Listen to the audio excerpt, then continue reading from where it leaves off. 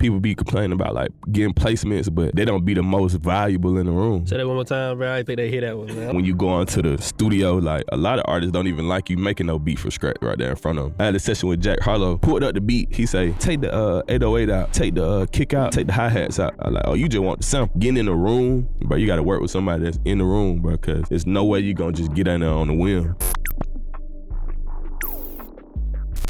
All right, man, welcome back to another episode of the podcast. Today, we got talking about track lists. Motherfuckers just keep going. I only got half of the songs on the Google Docs. Feel me? But we got Romano, man. What's up with you, bro? What's up, bro, man? Good to meet y'all, man. Pleasure to have me. Yeah, man. And we got JB in the cut. What's good? For sure, man. What's up, bro? Man, so let's get through the track list. Man, so we got Mulatto, King Von, Lil Durk, 2 Chainz, Chris Brown, Young Blue, Quavo, Wiz Khalifa, Tory Lanez, Megan, Summer Walker, Ski Master, Slumpgod, Nicki Minaj, August. How you say that nigga last name? Alsina. Like, yeah. That shit just go on. I'm missing niggas too, bro, but that shit go on and on, bro. For sure, man. Man, it's a pleasure just to be in this industry, bro. Just to be able to be a creative, man. Do it for a living. Do something you love for a living, man. You know, definitely an honor to do it, man, for a living, for sure. Looking back at your track list, like, what's your favorite song you say you produced so far? Man, what's crazy, bro, my favorite song is probably not even one that made it to radio and all that, but it was Perfect Timing with Jeremiah and Alsina. It was like way back, they had a project called My Tie. That was kind of like one of my favorite songs I ever did, because I thought that was going to go crazy as soon as it came out, but it came out, and it's like people weren't gravitating to it, so we just had to keep that shit moving. I gotta listen to that shit, bro. Yeah, it's super old. It's like probably came out like 2018. I feel like a lot of producers like that. Like, they got a song. Most of the time, like, their favorite song is probably some shit that's probably like unreleased shit. Yeah, you know for sure. Yeah, for sure. Nah, definitely, man. Like, so many songs that don't never drop, don't never see the surface, because I feel like when people think an artist get on your beat, they think it's gonna automatically drop, but nah, they'll cut 1,000 songs to your beat and never drop one of them. So a lot of them be my favorite songs. Like a lot of Chris Brown unreleased songs, like a lot of them songs be my favorite songs, man. That's hard, bro. So I was on your page when I was getting my notes for the interview and stuff, and I see you play the keys. Yeah, for sure. So kind of talk about, like, when did you start playing keys and how you learned to play? I say probably like 2016, 2015. I ain't been playing like a super long time, but like I kind of just put my mind to it. But like, bro, I'm gonna play the keys because like, I just wanted to be like the most talented in the room, bro. Like, I don't want to be in the room and somebody can outdo me on something, whether it's the piano, whether it's the engineering, whether it's the writing songs, whether it's the whatever I got to be doing, I want to be able to do it, you know? So now I'm learning the guitar, so I'm trying to be fluent on the guitar. But the piano, I've been playing that for a few years when I started producing. Because I started producing because I had got screwed on some business. Like, I had got screwed real bad on some business, and then somebody ended up getting like 50 bands, and I thought some of that 50 bands were coming to me. No, sorry. It's that producer agreement, man. He was like, bro, this is my money. You don't got to give no money to the writers. So I started producing, playing the keys, doing all that shit. Go into detail a little bit. Man, so we ended up doing like 5 songs with this guy. I ain't gonna say his name, but it was like an artist. He was up and coming. He was signed. And we ended up doing like 5 songs. So like I was in a group at the time, and we just agreed that everything was gonna be bust down. Like it was 3 of us. Everything was gonna be bust down all the way. So we ended up doing the project for the dude for like a month, 2 months, and then it came to the time to pay for the songs. He was like, yeah, we finna cash y'all out 50 bands, and we finna bust the whole song down. Home was just like, I'm getting 50% of the song off top, and I ain't splitting no money.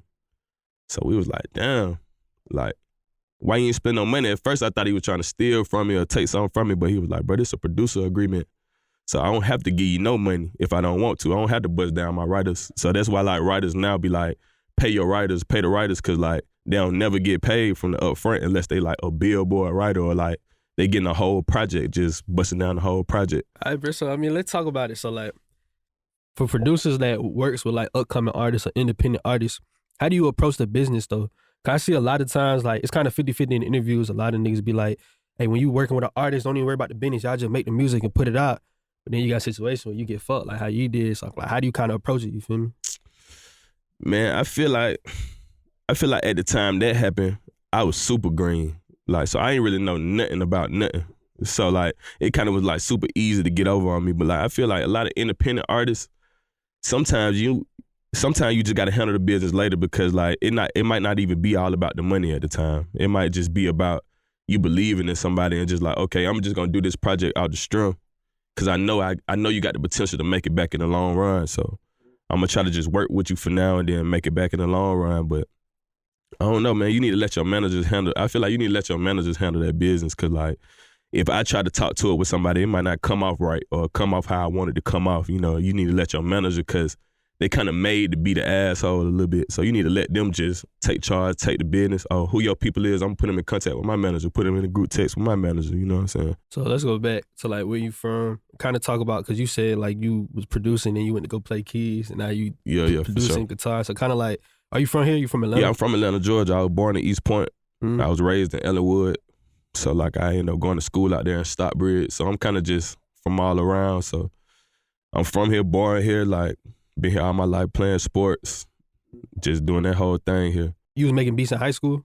I was rapping in high school. Yeah, I was a rapper first. I started out rapping, so I thought I was gonna blow as a rapper in high school the whole time. Like even to probably college, I thought I was gonna blow as a rapper. Like all my partners thought I was gonna blow, everybody thought I was gonna blow. And then my mom ended up getting sick. I was actually finna end up signing the MMG through this guy named Tomcat. He an engineer. I don't know if you're familiar with Tomcat, but he an engineer for Rick Ross. So he put up to my mama job. And at this time, I'm going to Tennessee like every weekend from college. Like I'm going to Columbus State. I'm coming home. I'm going to shows. I'm trying to pull up on Gotti. Gotti having me open at his shows. Like I'm not even able to get in at the shows, all type of crazy shit. But then after that, but they put up to my mama job. And then they was like, bro, we finna sign on the Ross, bro. If the nigga music good, try not to get too excited because like I'm trying to get him for a good deal. Like I'm trying to take him over there for a good price. So the song came on. He ended up loving that shit. He got super excited. And I don't know if my mama got super excited, but she ended up having a brain aneurysm right then. So when she had a brain aneurysm, she passed out. Like the guy Tomcat and my manager at the time, Victoria, they ended up calling the ambulance. She was like 4 minutes away because you only got 3 minutes to make it from a brain aneurysm. You know what I'm saying? So she ended up getting to the hospital. Now she 100% healthy. So, you know, I thank God for that. But after that, I stopped rapping.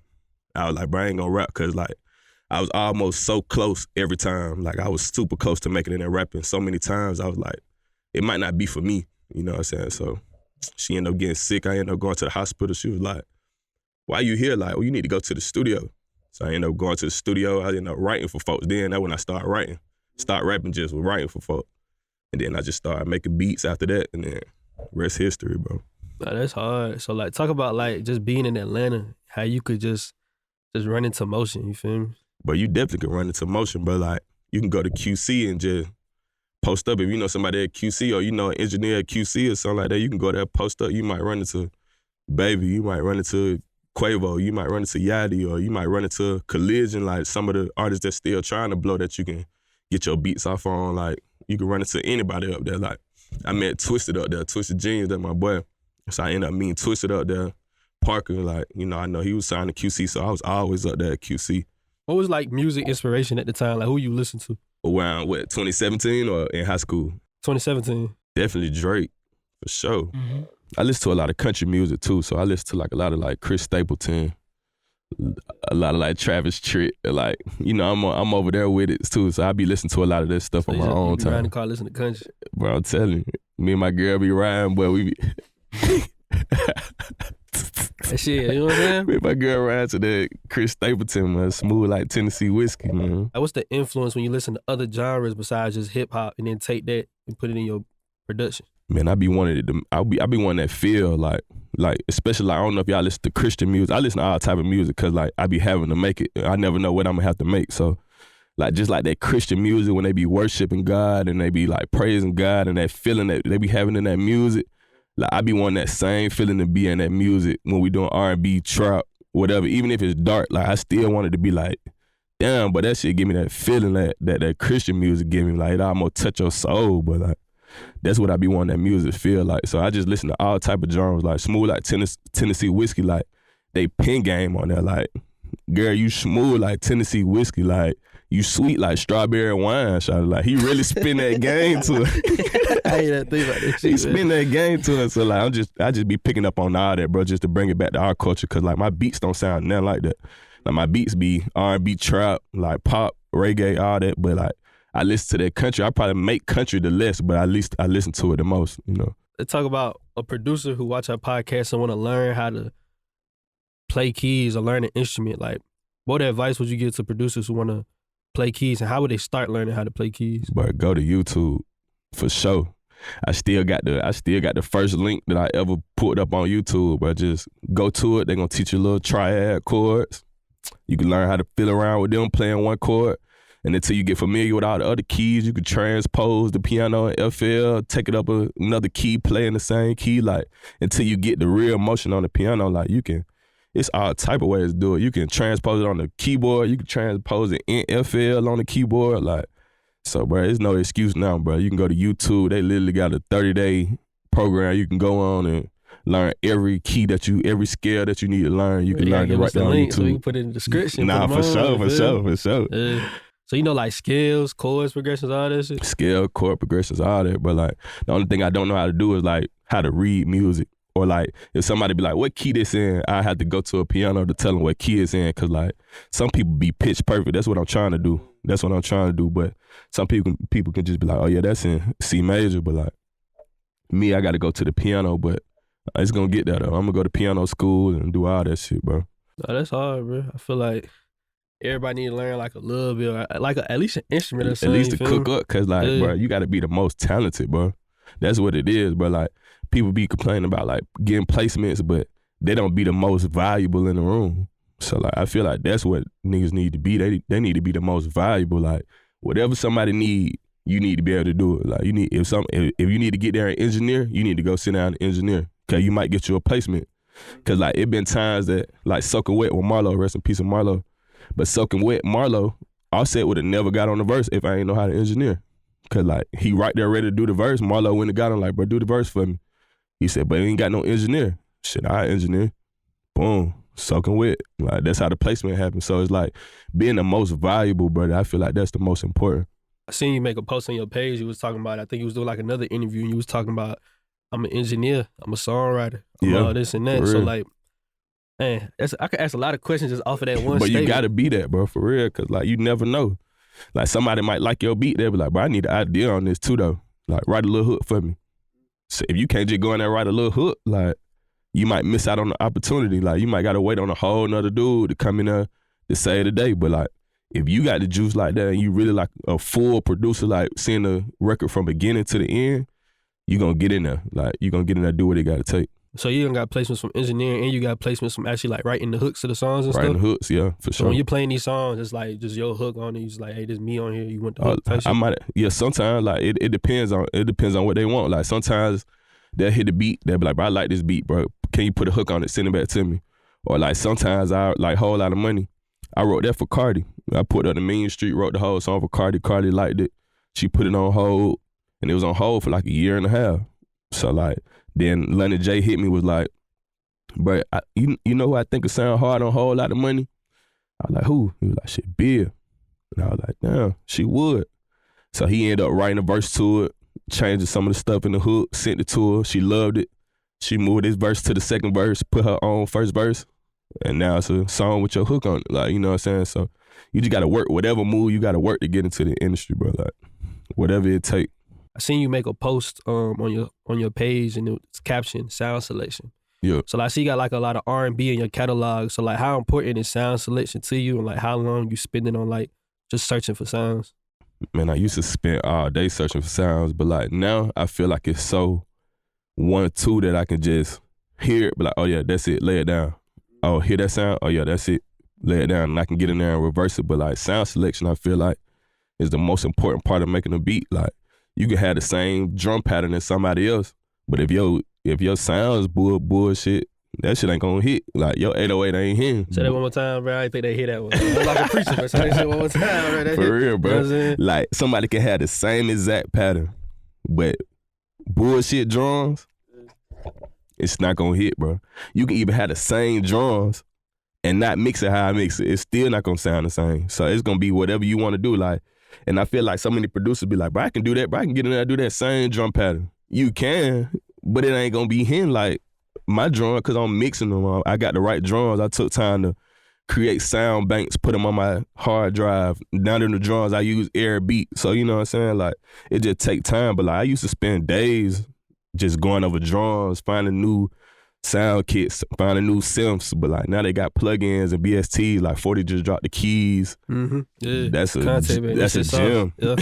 That's a gem. He really giving away the sauce on that. So, man, it's super important, bro. It's the most important part of making beats. So how can a producer like improve sound selection? Cause like, I know a lot of times, like with some producers I be fucking with, they melodies, the midis be hard. The midis be but hard. the sound be like, bro, what you doing? You feel me? And then they be like, well, how do I improve on sound selection? What I tell them is like, bro, just listen. Just go on Rap Caviar and listen to the sounds. Listen to but like, sounds. what's your advice? Listen to the sounds, bro, and invest in your sounds, bro. Like, I feel like, cause I feel like a lot of producers be like, oh, we just gonna rock it out with the undersphere. We just gonna rock it out with the start sounds. And it's like, bro, you need to put some money into these sounds, bro. Pay that $139 for the 40 keys, or like just pay for the Mellotron, pay for the whatever you want to pay for. Just pay for it, cause like you gonna find the juice. He ain't no Nexus ass nigga. Nah, you gonna find it, bro. You gonna find the juice, bro. Like, just invest in your sounds, invest in your drums. Like, these producers dropping kits, buy it.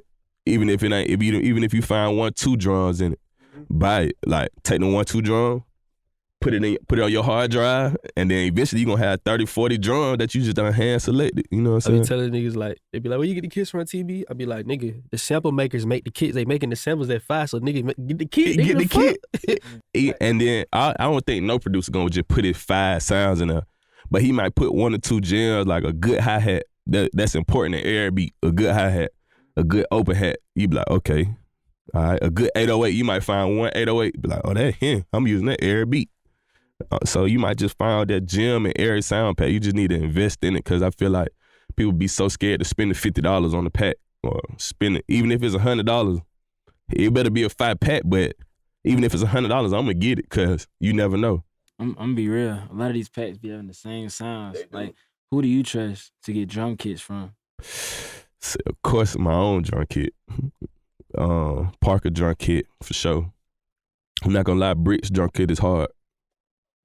Like, Brick's drum kit is hard. I'm not gonna lie. BWB, like OZ, like the people that's kind of like been stepped into it, like they got some super hard drums. So if you just go through them, you gonna find it. And of course, you gonna have to make your own. Like, I put 2 snares together, make 1 snare, bounce it out. Now that's my snare. I might put that in another drum kit or something like that. But you just gotta be creative, bro. Like, you might gotta put a snare in there nobody ever heard, and you might be like, man, that's the one. So now I'm gonna bounce it out and make that my own snare. You know what I'm saying? So on the flip side, like, what's some VSTs you fucking with? Well, shit, definitely the 40 keys for sure. That's him. Like, that's super him. But I really be trying to do like outboard gear too. So I'm on like the Prophet X. Yeah, shout out there. I got the red too. Yeah. So I be playing the Prophet X a lot. The Mellotron. Man, really them like the main ones that I'm gonna use all the time. Like, cause you know the Prophet got over 400, 500 sounds in it. You know, you can put more shots in the Mellotron. Yeah, you can do all type of stuff in the Mellotron. So man, them the main ones. Like the Prophet X, I feel like the best keyboard they done made, in my opinion. Really? Yeah, just in my opinion. So Prophet X or Prophet 6? Yeah, I go Prophet X for sure. Just cause it's just, I like the Prophet 6 too, but like the Prophet X is like the Prophet 6 juiced up. I appreciate that, but I really got to check that motherfucker out. You know what I'm saying? I'm looking for another Sims. You feel me? Nah, that's him. I just caught the Mood Grandmother like 2 weeks ago. Yeah. You at the Mood? Yeah. Oh yeah. I want a Mood too, bro. Just, it got all basses in it. It's like basses, but it's like patches in there too. You can do other stuff beside basses and shit. Yeah. Nah, that's him too. I want one of that. It's a small one or? Nah, it's the grandmother. So it's like, it's got the matriarch and you got the grandmother. It got just a little few more patches than the matriarch. Yeah. I might got to tap in. You know, like outboard gears you got? Nah, that's the only one I got right now. But that's the one I've been using just nonstop. I've probably been using that the last 5-6 months. So I've been locked in on that. I'm trying to see another VST that's super hard. What about name some effects VSTs like? Valhalla. they're the one. It's real popular. Yeah, I know that's the one. So if you're looking for a super hard reverb, Valhalla on the RC20, you know what I'm saying? Everybody be using the RC20. I be using like effector a lot. So like just like a lot of delays, like a lot of, if I want an extra little swing on my drums, I use like effector on my drums or something like that. I know everybody be using effect tricks. Sure. So everybody be using that on the hi-hat. So that's like super hard. So going into like your beat process, I know one time I was tapped in the OG Parker live on Twitch. Yeah. And I see OG Parker, he'll make a beat, and like this nigga be like 5 minutes later, he be like, I'm tired of this shit, and save it, go on to the next one. And he'll be like, he'll like add just a couple things and be like, I'm tired of this shit, and go on to the next one. And he'll be like, I like doing that because you don't want to hear the beat. The more you hear the beat, you just, you know what I'm saying? You won't like it and shit. So he be like, he'll make his beats in parts and shit. So kind of like, what's your process like? But I don't like to really finish a bunch of beats in the same day. I kind of probably like start like 20 beats, 15, 20 beats, and then I come back the next day and I just listen to them again and it'll be super fresh. So I'll be like, man, it was hard, but I was making yesterday. I just go ahead and finish it. So I don't really like to just start and finish all in the same day because I feel like you'll get burnt out. Like you'll get burnt out like that. You won't even know how good the beat is until you come back the next day for real anyway. Yeah, so. I call that shit the morning check. Yeah. Because some beats you be like, oh, nah, that wasn't him for sure. Like, but some beats you be like, oh, that's super hard. So I got to finish it, bounce it out, put it in the folder, label it. So when it's time to send it out, I'm just going to send it out with the tempo. Make sure the tempo on there because people really don't be wanting to get on it if they got to do extra work. Like, I want them to be able to see the beat. Oh, this is the tempo. Type it right in, the engineer, he got that shit going. You know what I'm saying? All right, man, so we got this segment called Overrated, Underrated. Basically, give you a topic and you just let us know like what you think it is and why. So the first thing is making beats from scratch. Yeah, you can't put it in the middle. You gotta pick and choose which side on Instagram you want to be on. You feel me? I feel like it's overrated. Like, especially when you go into the studio, like a lot of artists don't even like you making no beat from scratch right there in front of them. Like a lot of artists just want to smoke some gas, get right in there on the beat. They don't want to just sit there and watch you make the beat. Cause they've been that got burnt out themselves by the time they could put out a nigga like you got them playing some shit, niggas just like smoking like fuck no, bro. He like, but I'm ready to get off in there. He be like, yeah, one second. I'm gonna play them keys on there. He like, they ain't trying to hear that. They ain't trying to hear that. They don't like, give no fuck about the effects. If effects you should put on that shit. Then we keep pausing it, playing it again, pausing it, playing it again. Like they losing their train of thought by the time they about to get in there. Don't count. Nah, I feel like it's overrated, man. I feel you. So mixing your beats. The only reason I ask this is because I know a lot of times when we try to get like mixing gems from producers, they just be like, man, I just love my shit, get to the engineer, let him do what he do. I ain't with that. I really don't even like the engineer touch my beat. All right, let's talk about it. Cause I feel like my beat already slapping. Like I feel like fresh out of press, it's slapping. So sometimes when it get to the mixing, they might turn the 808 down. They might have a hi-hat too loud, or they might put like a limiter on the whole thing, so it be super squished in the mix. Like I really be wanting it how I be having it. So mixing the 2-track be sounding better than me, but I feel like making beats, man, if it's super important, I say underrated, right?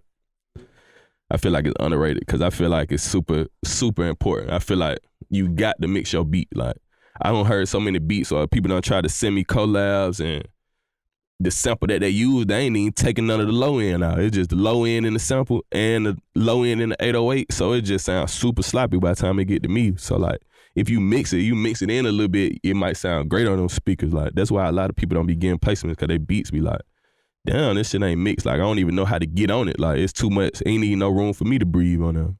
How do you know when the mix is like, you do like mix checks or like when you was started, I know now you could just hear it. Yeah. When you started out, did you like have a reference of a good mix or how did you?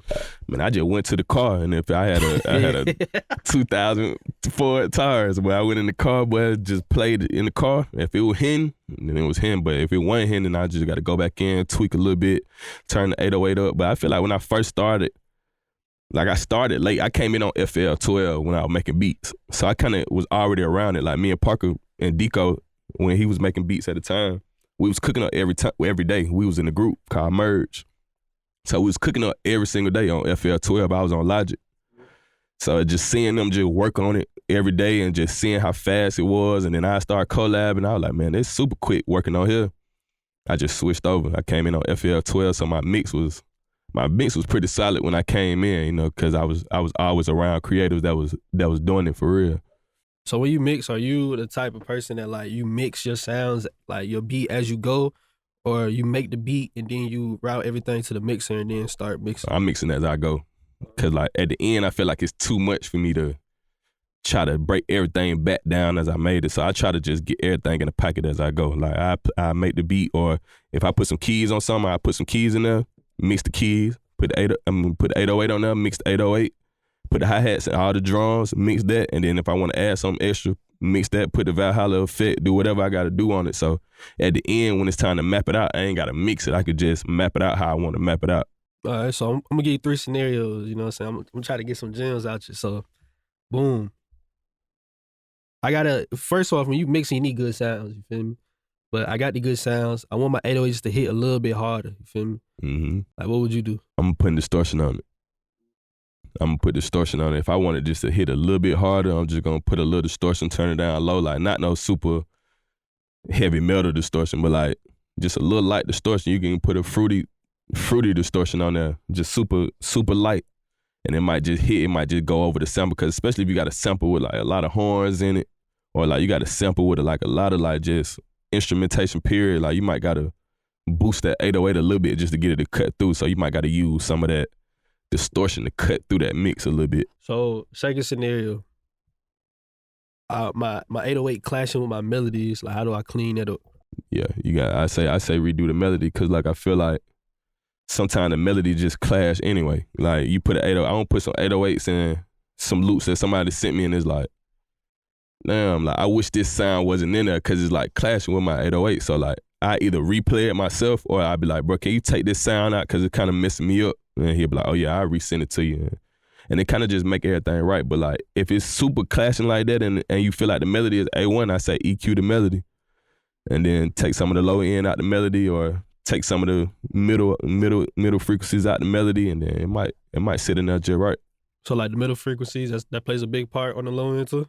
Where I really just like the lower end of the scale. Like if you pulling up the EQ thing, it's like the lower end of the scale, this curve. And then the middle, it's a little bit in there, but like really, if you take all of that out, you'll be good to sit your 808 in that mix. I fuck with yeah, that. You'll be A1. I know like everybody has that rule, you know, I just put the soft clip on there and stuff like that, but there's certain producers that add a little polish to their mix, whether they put like an EQ on there, like a mastering plugin. So like, what's your mastering process like? I don't even do no mastering on my beats. I just kind of just leave it blank and just let it do what it do.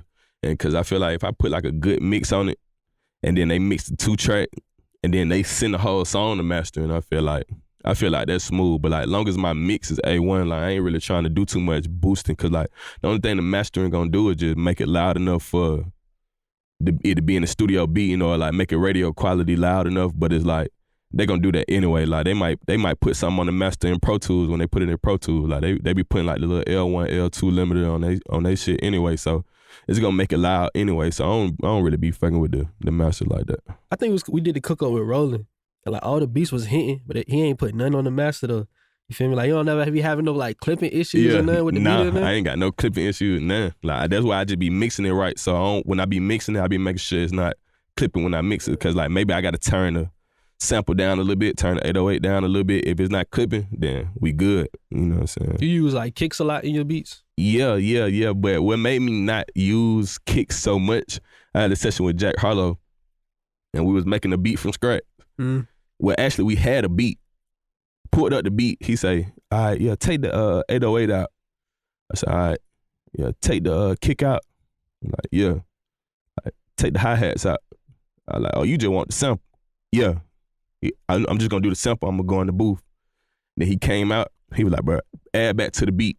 So we start adding the hi-hats back, start adding everything back. He was like, bro, you know what I hate? I was like, what? He was like, bro, kicks, bro. That's like the worst instrument I ever heard.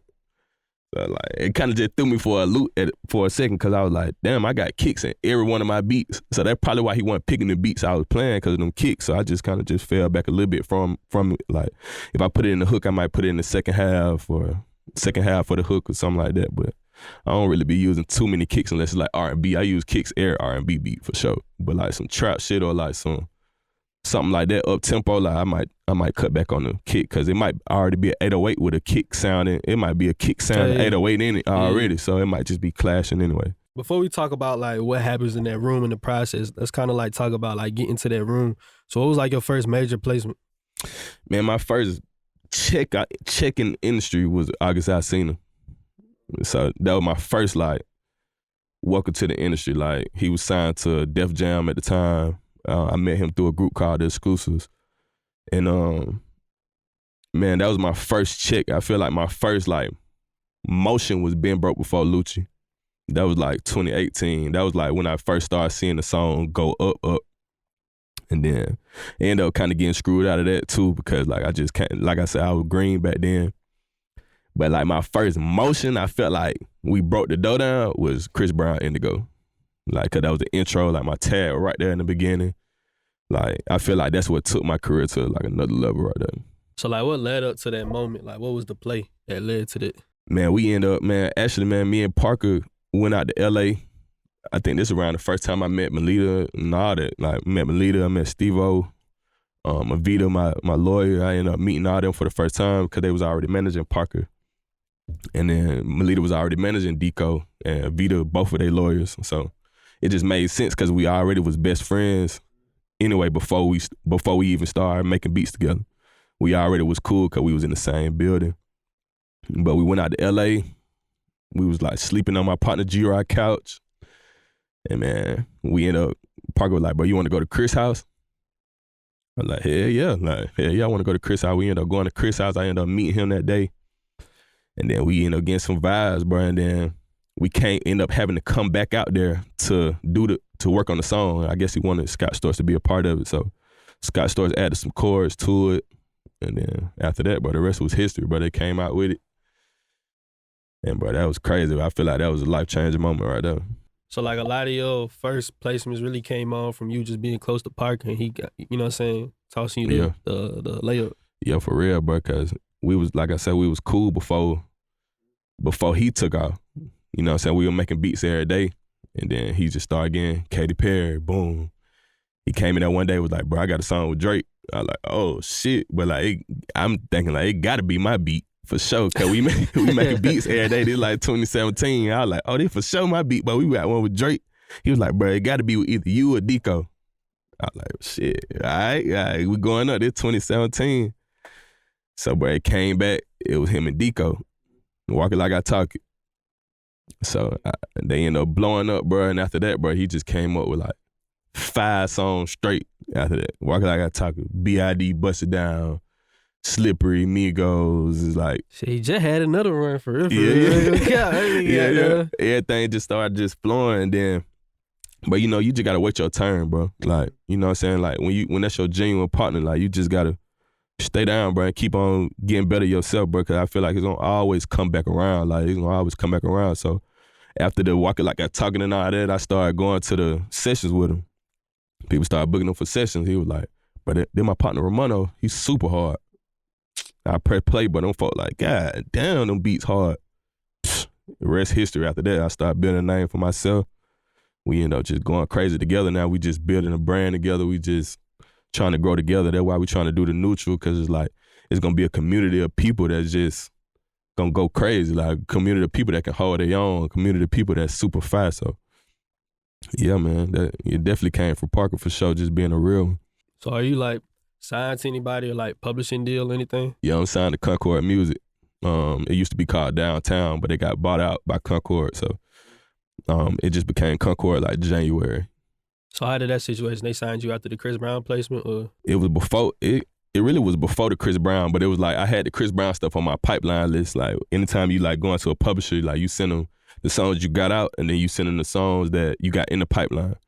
So when I sent it to them, they ended up meeting me at QC. Melita ended up introducing me to this guy named Delmar and Andrew. And so they ended up pulling the QC. But I don't even know if the catalog was enough to get them to sign me. So go back to being versatile. I ended up playing a song that I wrote. He was like, bro, you write too? I was like, yeah. It's a rap. He said, I want you. Yeah. I want you. So they already knew what was going on, just being the most talented in the room. That was going to take me a long way. Even being broke before, Like I came in, the beat was already like a little bit finished. They were like, bro, you know what is missing, bro? A piano. Psh, boom. Play some little 4 chord. Now I'm on the song. It's just being the most talented, being the most valuable in the room. That's what I always be trying to go for. So this a publishing deal we talking about? Publishing deal, yep, co-pub. So when 50-50 co-pub. when you're going for a pub deal, like what do you want out of it? Man, honestly, bro, I just want the bag just to be 1,000. Cause like a publishing company never really gonna, I mean, they try for sure. They try, but like they never really gonna get you like no placements like that. Like, so I feel like people going into it, they think, okay, yeah, I'm finna sign a Warner, they're gonna give me a little bag, they're gonna put me in with Beyonce. No, sir. It's not going on like that. You're gonna go with some people that signed to Warner.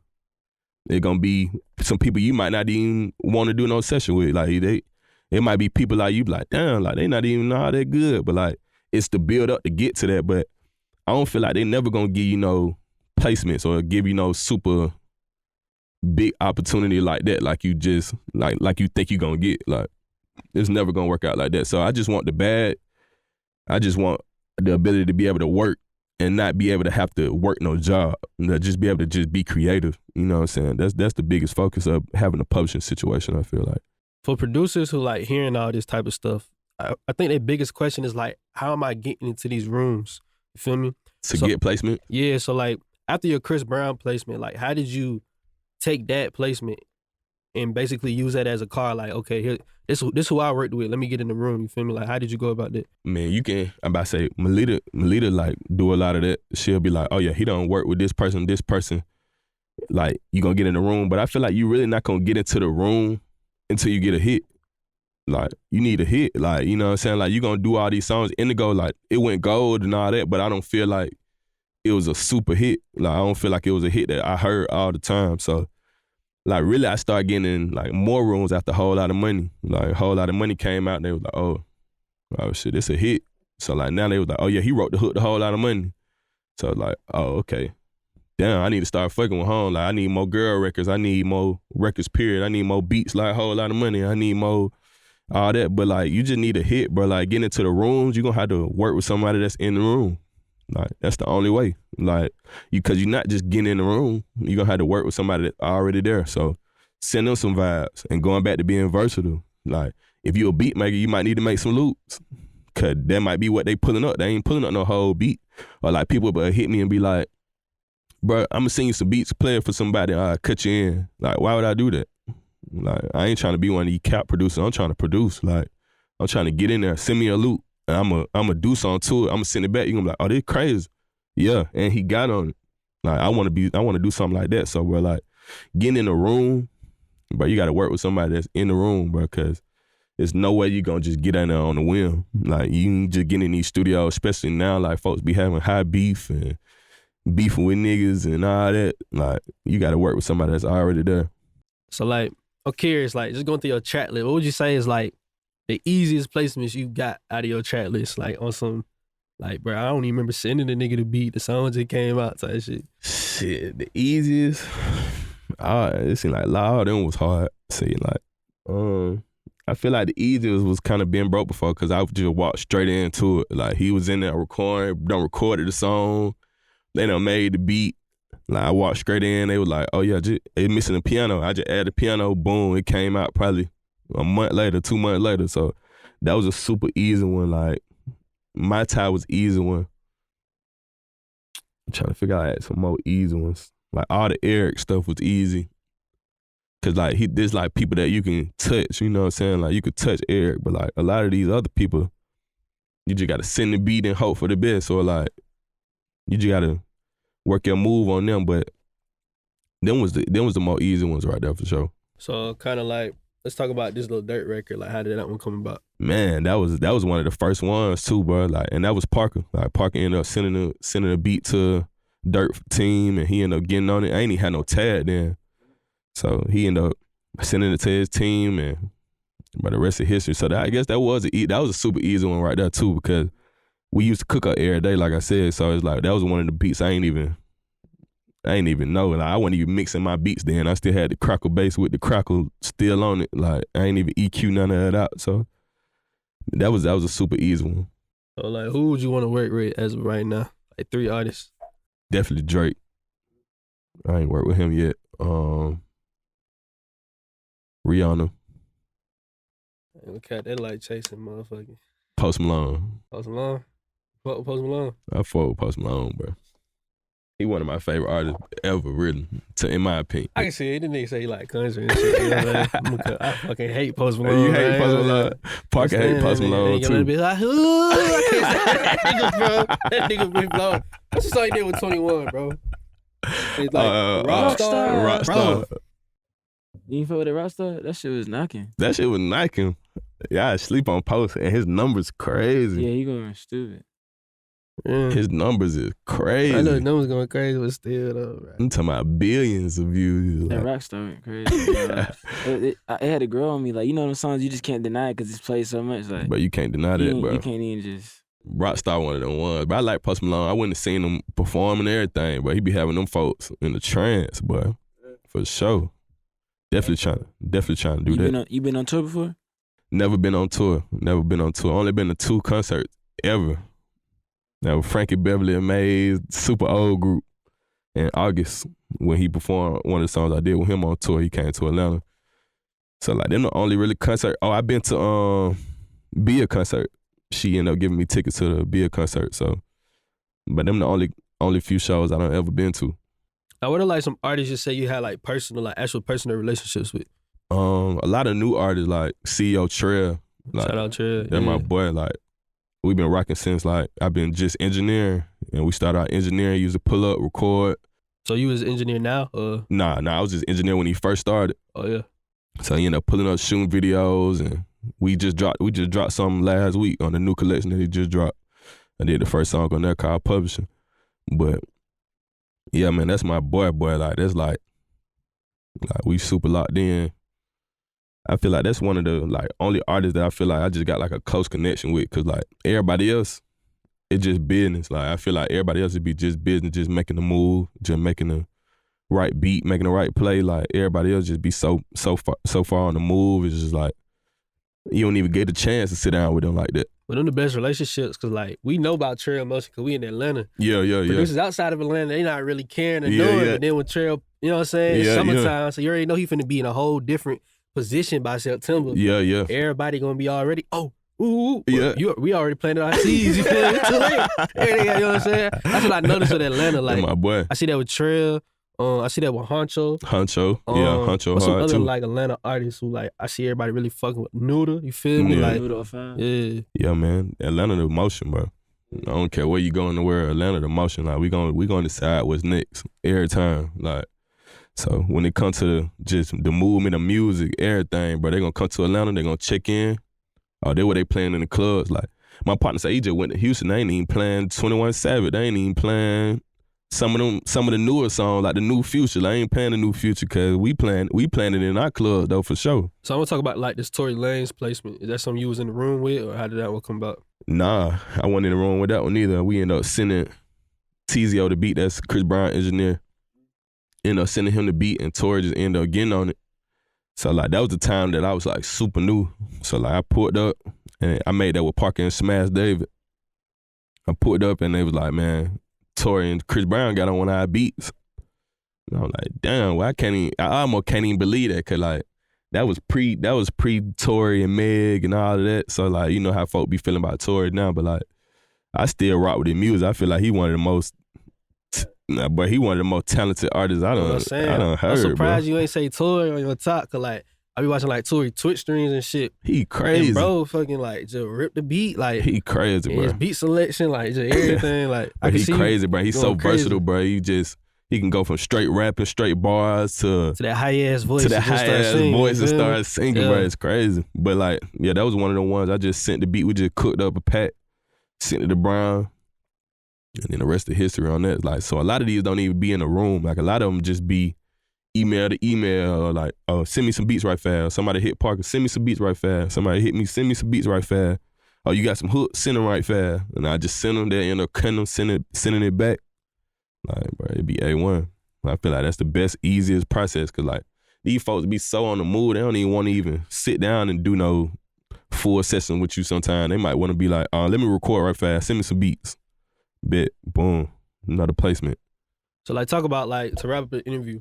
Talk about like when you trying to like have motion. You feel me? I feel like a lot of producers like we're just sitting at our cribs and waiting for you to call us and like, hey, yeah, I got you, bro. You know what I'm saying? Let's make something work. But like when you're traveling, you're not just traveling. Probably now you're traveling and it's like this session's waiting for you. But when you're starting out, like, what are you doing to network with these producers and just work with other people and just make moves with people? Shit, just collabing all the time. Just collabing all the time, bro. Like whoever trying to collab, if I'm new, whoever trying to collab, I'm collabing because like you never know. Like I just signed a new producer, XY. Like I be getting XY, man, yeah, I be getting so many packs from him. Maybe like XY and so. I be like, he working his move. Like it's getting to me some type of way because he just collabing with so many people. Like he being creative with so many people. So like just doing that, just getting in, DMing folks, even if they don't see it, it's cool. Like just DM it, sit on it, keep doing your move, keep working, keep getting better. Cause like that's what all this about. The BTY, like just being better than yesterday, just having the movement, just being better and just taking that shit one step at a time, just taking it to another level. Like you gotta do that every day with yourself, bro. You gotta get up with a routine, get up, work out, get your mind right, collab with everybody.